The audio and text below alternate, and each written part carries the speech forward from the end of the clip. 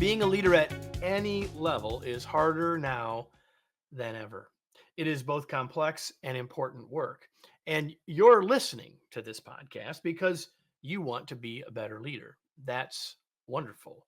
My guest and I both believe that we can be successful as leaders and more successful as human beings at the same time. This may be the most valuable conversation you listen to this year because we're not just talking about you as a leader, but you as a person. Welcome to another episode of the Remarkable Leadership Podcast, where we are helping leaders grow personally and professionally to lead more effectively and make a bigger difference for their teams, organizations, and the world. If you are listening to this podcast, you could be with us in the future live on your favorite social media channel. You can learn about live future episodes, when they're going to happen, so you can interact with us sooner and get this information more quickly by joining our Facebook or LinkedIn groups. Just go to remarkablepodcast.com/Facebook or remarkablepodcast.com/LinkedIn to get connected there. We'd love to have you do that. Today's episode is brought to you by my latest book, Flexible Leadership: Navigate Uncertainty and Lead with Confidence. It's time to realize that styles can get in our way and that following our strengths might not always be the best or the complete approach. In a world more complex and uncertain than ever, leaders need a new perspective and a set of tools to create great results for their organizations and teams. That's what Flexible Leadership can do for you. Learn more and order your copy now at remarkablepodcast.com/flexible. Now, with that, I'm going to bring in my guest and introduce him, and we will dive in. His name is Dr. Klaus Kleinfeld. He is the only leader, everybody, to have successfully served as CEO of two Fortune 500 giants on different continents: Alcoa in the US and Siemens in Germany. With a nearly 40-year career spanning multiple industries, from established businesses to tech startups, he has advised US presidents and global leaders across Europe, Asia, and the Middle East. As a founder of K2 Elevation, he invests in North American and European tech and biotech firms. He is also the author of Leading to Thrive: Mastering Strategies for Sustainable Success in Business and Life.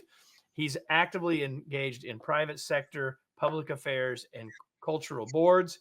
He's a dual citizen of the US and a European citizen, and he enjoys his work, life, and family near New York, where he's coming to us from today. And he is our guest. And Klaus, I'm glad to have you. Thanks for being here.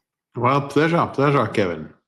So before we get to the book itself, in the book, you talk a little bit about your journey. And, there's the journey of business. And I sort of outlined that in the opening. But your whole background, your journey that gets you to this point, starts earlier than that. And I think telling us a little bit about that will give us greater perspective on you and, quite honestly, make us even more interested in wanting to hear what you've got to say. Can you share a little bit about that? Sure. Born in Germany, raised by parents who had fled from East Germany and started afresh after the Second World War. And the moment things got better, unfortunately, my father died when I was 10. So that threw me into an accelerated phase of growing up and having to work. I got my first paying job with 12 years, and I think since then I've never stopped working and did a lot of things in my life, obviously over time. What also happened, which greatly influenced me, the other thing that greatly influenced me is when my father died, my mother decided that during the vacation time, she went back to work, and during vacation time, she sent me back to visit my relatives in East Germany. So I spent a very fair bit of time in East Germany and during my childhood. And I grew up in a system that obviously was very different to my West German system. And that formed a view on a concept that, unfortunately, there are some concepts in life that you only realize when things are gone, and freedom is one of those. So freedom, that led me to very much appreciate freedom, and also realize in how many ways, shapes, or forms it comes, and also that sometimes when you don't have it, you can be very courageous to still push the envelope, and that formed me in getting to know people who did that and seeing how they cope with their life in spite of not so nice circumstances that they had to live with, also younger people, right? So that those two things formed me, and have led me to do things that I did in my life. So by the way, also coming over from Germany here to the US and becoming a citizen, and my whole family is very, very happy here. Well, we're glad to have you. I'll just say that. I'll say we, the collective we. Thank you very much. You and I were talking before I hit the let's go live button, and we were talking a little bit about this book. And you have a 40-year career history in business, and now you've written this book. And you said something along the lines of, "Well, I didn't just want to add another business book." So I'm curious, why did you choose to write the book? Well, what happened is that I have seen and coached a lot of CEOs and leaders, and now that I have a little bit more time, I've accelerated that, and what I noticed is two things. One is that many have not done the job in sorting out their own self, and therefore is holding them back to become very effective. That's one thing I saw. The other thing I saw is that a concept that I unfortunately had thought was only there in people who are in business for a longer time also happens in the younger generation. That's burnout. I saw burnout happening in some of the companies that I invested in startup companies, or kind of not quite in the startup phase, but in the round B phase. So. And when I saw this, I realized it's all tied to one concept. And the concept is they did not have an understanding, a framework of what is needed to run your life successfully. And that's why it starts with the inner game. My book Leading to Thrive starts with the inner game and then goes to the classical leadership stuff, the outer game. And frankly, the inner game is all about energy. How do you get energy? Do you have enough energy? And if you don't have enough energy, then you can't bring it to anything. Or say the other way, if you have plenty of it, you can bring it to business, you can bring it to your life, and you can lead a very, very fulfilled life. So that's the core. The inner game was the core motivation to sit down. The other thing is I also thought I can't do this simply by teaching one-on-one. I also have to put it in some version that people can pick up and read it or listen to it on an audiobook. Which leads us to the book. And you mentioned the inner game versus the outer game. I put that in the lower third. I'll put that back up in a second, because that's really where I want to focus. As I told you before we went live, that to me is the part that makes this book exceptional, is the stuff about inner game. And so let's say a little bit more about what you mean about the difference between inner game and outer game. Well, it's relatively simple. The inner game is basically how you personally lead the day-to-day life and your longer-term goals, your purpose, So, and then the outer game is whatever this energy you bring it to. And in my book, I cover the outer game mainly on the business side. But there's another aspect, where the inner game is equally important, as you also bring it to the other parts of life, whether it is in social engagements, whether it's your family, whether it's friendships, or God knows what, So without sorting out the inner game, there is no successful, sustainable outer game, no matter what you choose, And then probably let's come to the inner game so that we can probably get our hands around it. What is this? And it's really about understanding that it is about managing energy. It starts with managing energy, and it's old wisdom. I mean, it's body, mind, and soul. And I separate the mind into emotions and mental.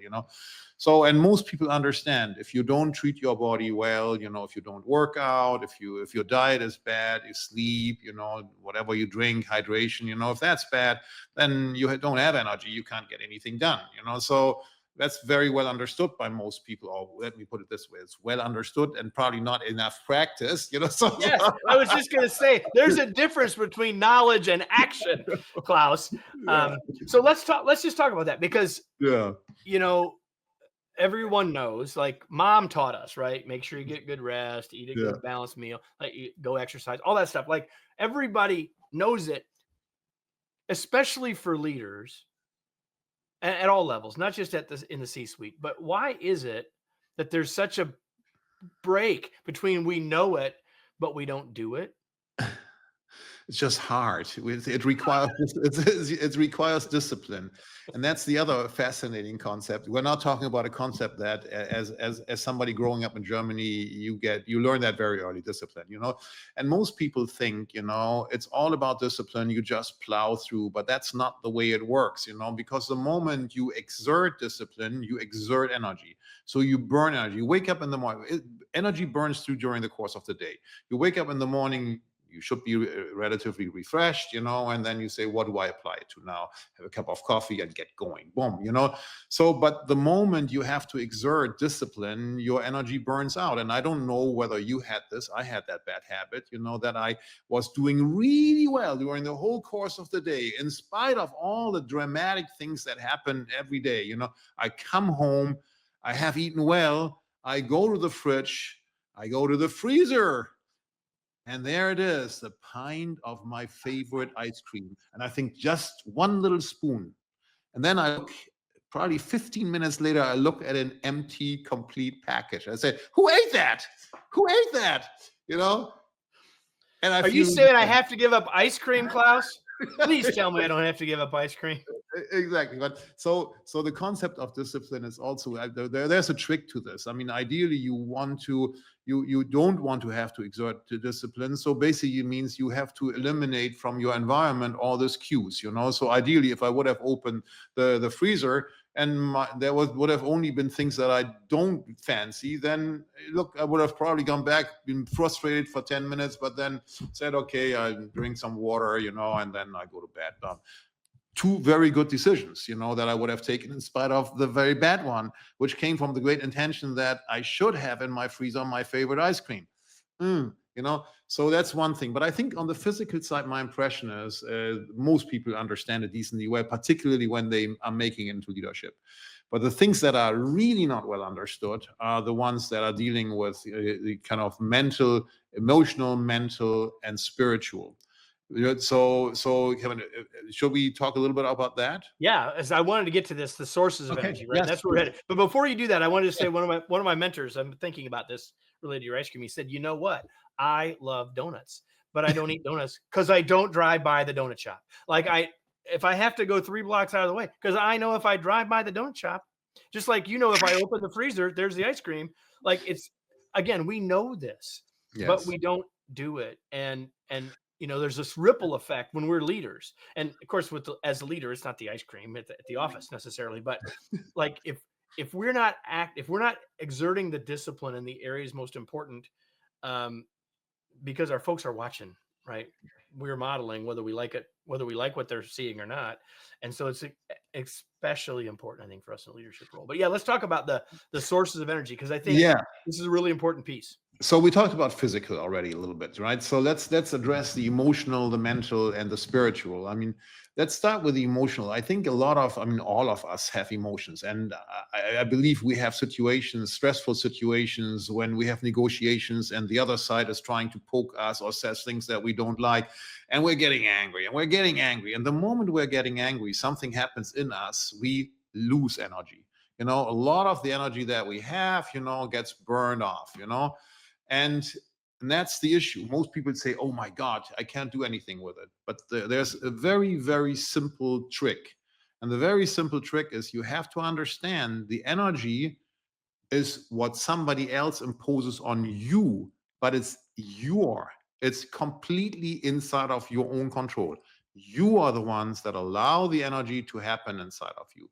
So if you agree with me on that, you also can control it. So you can basically say, that I'm listening here goes into this side of the ear, goes out of this side of the ear. I concentrate on my breathing, I look outside the window, and I am not getting provoked because I'm saying what this person is talking about is not relevant for me, and you're preparing your next argument, right? So breathing is a very, very important part in this, just to concentrate on breathing. The other side doesn't even notice that, is very good. But the most important thing is that the moment it comes, you filter out in your head that this is somebody else's opinion, has nothing to do with whether it's my opinion or not. I don't accept that, and I will not allow my emotions to be wasted on this creep who's sitting across from me. Or this negotiator who's sitting across from me. And sometimes it's the same. So Yeah, well, but the important part is I'm making it. You're saying, and I agree with you 100%. We have a choice to make, and when correct. we take responsibility for that choice, we have a lot better chance of managing it. Absolutely, absolutely. And then on the mental side, that's a very interesting thing. On the mental side, and the mental side is a lot about focus. What does your mind focus on? And I give you a nice story of the old shoemaker, who has two sons. He wants to retire. He doesn't know which of the son he gives the business to. Sends them both to Africa, one on the west, one on the east coast. The first son from the west coast sends a note back and says, "Father, I have very bad news. There's no market here. Everybody is barefoot." The other son sends a note back and says, "Father, amazing, amazing. Send me as many shoes as you can get. This market is endless. Everybody goes barefoot."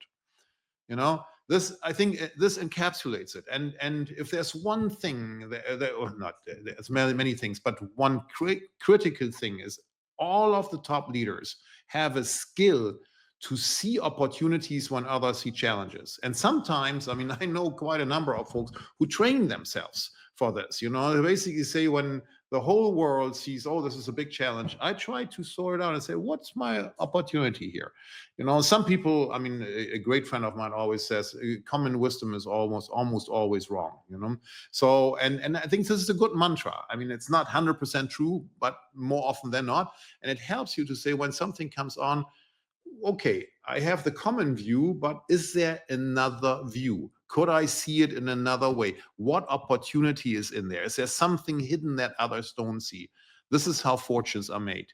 So that's and also on top of it, when something bad happens, how do you frame it? How do you have a way to say, oh my God, oh my God, oh my God, and you go completely berserk? Or do you say, well, in reality, what I'm seeing here is this, and I will now work through it, right? That's on a What I mental. love about what I'm sorry. Yeah, What I please, no, love go about ahead. what you just said, and I want to underline it for people who are listening, is a lot of people hear opportunity versus problem or challenge, and they just hear positive thinking. Now, there's positive thinking in there, No. but you're saying I'm making a choice about how I look at it, not just saying, well, it's going to be okay. And so it doesn't mean that positive thinking isn't helpful, but you helped people, if they will listen to what you just said, frame it as something more than just that, which is really, really important. The last of the sources of energy, and I don't want to lose these, is spiritual. So talk about that for just a Yes, second. spiritual, one of the most difficult chapters for me because, and, it is a very important, or can be a very important source of energy, but it usually, it's almost like a four-letter word, so that people don't talk about. And people say, hey, reflect on yourself, find something that's bigger than yourself, mm, but I also think that, at least for me, having a belief in something greater than me, a creator, was very, very important in the worst times of my life. In the worst times of my, it's not on the wonderful day. Today the sun is shining out here in New York, so beautiful, beautiful. But I'm not talking about those days. I'm talking about the days when you are alone and you think, this is really bad. I don't know how I ever gonna get out of this. And that's when a source, like a spiritual source, somebody who you can talk to, right? And kind of listen for advice, that works very well. So I call it the 24/7 radio station, that also has a 1-800 number that you can dial in, and it always gives you something, So my recommendation is, try it out, don't just throw it away, try it out, and no matter which belief system suits you well, try it out and see. And if you don't like it, you don't have to do it, I want to add one fifth thing which ties this all together, and that's purpose. Because what purpose does to energy, it works like what laser does to light.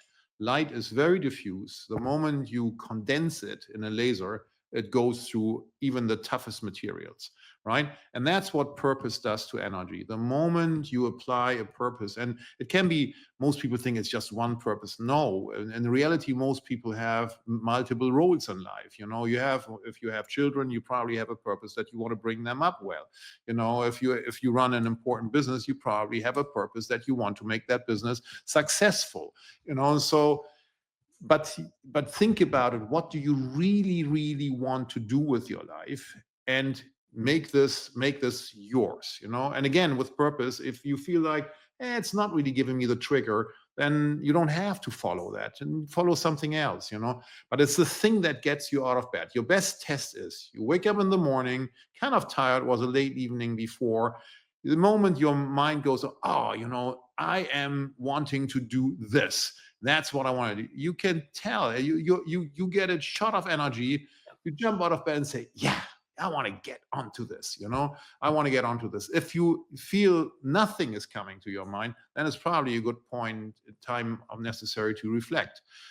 And I know, Kevin, you read the book, you are the one who read the book. So one person who read the book. No, kidding. But there's a chapter in there on purpose, of a study that was done of what do people say on their deathbed.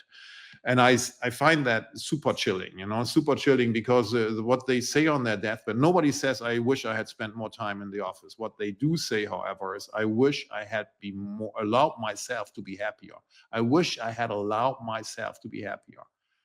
I mean, so they suddenly realize on their deathbed that happiness is their choice. That's the thing. That is the thing, And then another one is, I wish I had allowed myself to do more of what I wanted to do and listen less to other people. Yep. Right? Yep. Now, the good news is, hopefully it's not the last day in our life. Hopefully we have a lot of great time ahead of us. But make sure that question you ask yourself now, and make a course change if you need a course change, and think about it. Your life is still ahead of you. Yeah, I absolutely love that. I want to talk about purpose a little bit more on the outer game side, because Sure. You've led large organizations, and you've written about it in the book, in the back half of the book as well. Again, Back half everything in second some part. ways, everything we're talking about is stuff that people who are listening are going to say, yeah, I already know that. Yeah, I already know that. But there's a big difference between common knowledge and common practice.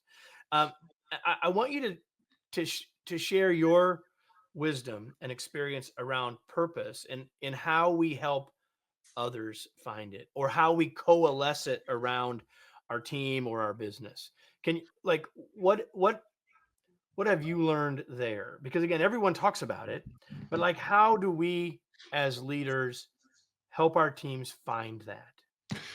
This is two questions in reality. The first one is your personal purpose, right? And then we can talk about how do you use purpose in business, two different things, intertwined, but not the same. So the first thing on how do you find your own purpose? I have always struggled with this concept. I really have to tell you. And that was one of the pleasures that I allowed myself in writing the book, because I said, if I'm going to write about it, I have to really master it. So I looked at a ton of stuff that was written about purpose, and realized purpose has been the discussion of mankind since the existence of mankind, because it is something that's our innate nature. Why are we here? What are we going to do? The question that everybody's going to ask themselves, So And I realized that it's not just one purpose; it could be multiple purposes. Purpose can change over time as you are changing, and your situation changes over time. It's not that you have to hit it right away, but one of the tests I gave you already, I mean, does it make you jump out of bed quickly and be motivated? Does it get the spirits flowing? Does it make you feel, if you think this might be my last day on this planet, that you have led a fulfilled life? So these are good questions, but the answer is you only can find yourself. And you can find them also by sorting out the voices in your head. I mean, to basically find out which is me in those voices, or which is just somebody trying to impose their thoughts, mother, father, friend, sister, God knows what, colleagues who are trying to impose this on me. And I wrongly believe this is me. That's a very, very important thing, sorting that out. So then let's go to the business side. And on the business side, I would call it the vision for a business, that. And one of the things that I found fascinating, I've done a lot of restructurings in my life, and at that time when I started, I realized, and I looked also at some others that had not been so successful, because very often I was called in at a time when others had tried it already, and so I realized that one of the things that people were missing is that they didn't provide a positive vision, a soul. The soul of the firm, the purpose of the firm was missing. The emotional side was missing. And you have to somehow bring it back with early wins. You have to remind people what they are doing. I mean, I'm happy to share a story there of what one time I ran the angiography and X-ray business in Siemens. It was the foundation of Siemens Medical, and it was also obviously the oldest business. And at that time, computer tomography as well as MRI were much cooler, ultrasound. So I came in, and my colleagues referred to me, oh, here's a new guy who's running the rusty nuts and bolts business, and we were losing money for years. We were losing money. And if ever I had a talent in my team and they got an offer from somebody else, they were gone, So fortunately, I had asked to be as an intern apprentice in some of the hospitals before I took the role. And I had seen some stuff that we were able to do that other modalities couldn't do, like interventions, minimally invasive interventions. So I invited a patient to an all-hands meeting. It's a young lady, 25 years old or so, she came on stage at the end of the meeting. I didn't say much. I said she wants to talk about it. She then talked about how her life had become miserable because she had this very odd blood clotting disease, and how she had been diagnosed and treated with Siemens equipment. Now, while she was talking, first people thought, what is this? I mean, Klaus is bringing some girl we don't know, but the more she was talking about herself, the more people realized this has something to do with what we are doing here. And in the medical business, you have to document very finely who personally has been involved in building and developing things. So I gave her this list of the equipment that she had been diagnosed and treated with. And at the end, she said, I want to read out these names, and people come onto stage. I want to thank you for making my life livable again. These people came on stage. This is the northern part of Bavaria. People are not easily moved. So they came on stage and tears were flowing. They asked me at the end of it whether they can show her around. I said, sure, show her around. Take the evening. The head of the workers union came to me and he said, Klaus, thank you. I said, what for? He said, thank you. You've reminded us why we are here, and you've given us our soul back. From that moment on, the turnaround was in the pocket. We moved, and today it's one of the most profitable, one of the most successful business units still there. And I'm so happy, I'm so happy and attracting the best and brightest, So that's what I mean. We did a similar thing at Alcoa when we invited an astronaut, talking about the last minutes on the countdown. And when you are getting separated from outer space, very unpleasant environment, just through a skin that thick of aluminum, and knowing that it's been made by people who hold quality standards very, very, very high, that they won't even tolerate a grain impurity there. Gives them all the confidence, So that's very, very important. And it's no surprise that I mean, some of the richest men on our planet, they all had these visions. Look at Amazon. I mean, why did Bezos choose the word Amazon, the name Amazon? Because he had in mind the largest river of the world flowing, bringing water to everyone. When he started as a online bookseller, you know, with Microsoft, I mean, a computer on every desk, it was I mean, in our generation, a computer was something that you couldn't even think that a normal individual would be able to afford this, Yep. or Elon Musk, a multi-planetary mankind, and everything stems from this, and the rest is history, so very important. I appreciate you sharing those two stories because, well, especially the one I knew for sure. I was pretty sure you would tell if I prompted you semi skillfully, and I think for all of us as leaders, we we can we can take those lessons because we don't have to be able to get an astronaut to come to our team meeting, but we can personalize the work. What I take from those stories is that how can we help people see someone that their work is impacting rather than I'm just doing this work? Who is impacted? How are they impacted? And the more we can do that, the more we can help, as you said in your story, bring the soul back to the work. Yes. And when we can do that, we can start to change everything. I really appreciate that. Klaus, I knew we would get to this point in this conversation, and I would have gotten about a third of the way through the stuff I would like to talk to you with you about. And I hope that what that does for everybody is to say, hey, I need to get a copy of this book, Leading to Thrive. But I do want to sort of shift into the final part of our conversation and just a couple of more things before we go. I'd really like to know, because we opened this by saying successful in business and successful in life, personally and professionally both. I'm curious, what do you do for fun?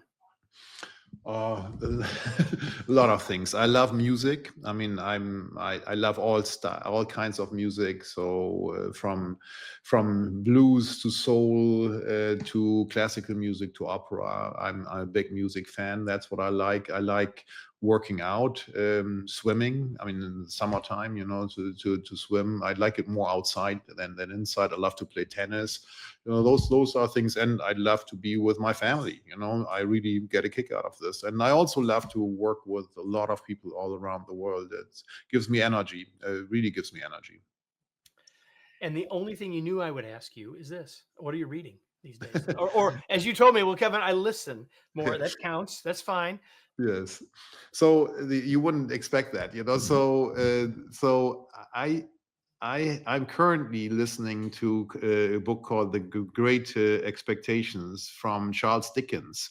So I've gone back to the classics, and I get great pleasure out of this. The one that I just finished, and it was a fantastic experience. I'd never read it before. It was The Count of Monte Cristo from Alexandre Dumas. I mean, amazing, absolutely amazing book, amazing story. So and I have to tell you, when I read business books these days, I usually do read them, but I read them very fast, right? And yeah.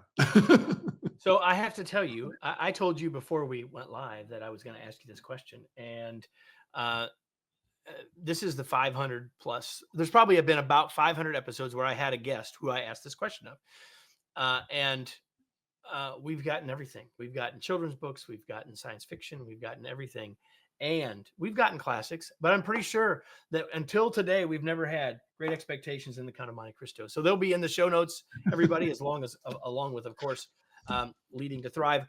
Klaus, where do you want to point people? How can people connect with you? Where do you want to let them go to learn more about you and your work? There's a website called Leading to Thrive. There you can send me a note. I'm on LinkedIn. That's actually the only social media that I really do personally. And other than that, the book you find on Amazon, and you find it also on other platforms all around the world. Yeah, and there's a great audiobook on that, read by a wonderful person, Rich Miller. Great voice. I love it. Great book. I would recommend that. leading-to-thrive.com. You want to make sure you go there. That'll all be in the show notes, everybody. Good. And now, everybody, before I say goodbye to Klaus and to you, a question that I ask all of you every single episode. If you've been here before, you know what I'm about to ask. The question is, now what? So you've had the chance to listen to this conversation, learn from the wisdom of Klaus. And the question is, what are you going to do? Because if you don't take action, sort of what's the point, right? Whether that's thinking about how you can reframe or help rekindle purpose for your team, or whether that's helping you think about how you're managing your energy in new ways, or whether that's how you think about how you can apply discipline differently in your life to help you manage that energy. It could be any of those things or 50 other things. It's not for me to tell you what that should be, but rather for you to think about the application you will take. Because one of the things that we said from the beginning is there's a lot of stuff that we're talking about that you already know. It doesn't matter what you know. It matters what you do. I hope you'll do that. If you do that, what you will have done is made this a valuable use of your time, hopefully raising your energy rather than lowering it. I hope that is true. Klaus, thank you so much for being here. It was a pleasure to spend this time with you. Kevin, likewise, and see you soon. All right, everybody. So if you love this, tell somebody else so they can love it too. And if you love this, wherever you're watching it or listening to this podcast, make sure you leave a comment. We'd love you to do that. But most of all, I hope you'll subscribe and come back next week for another episode of the Remarkable Leadership Podcast. Thanks, everybody.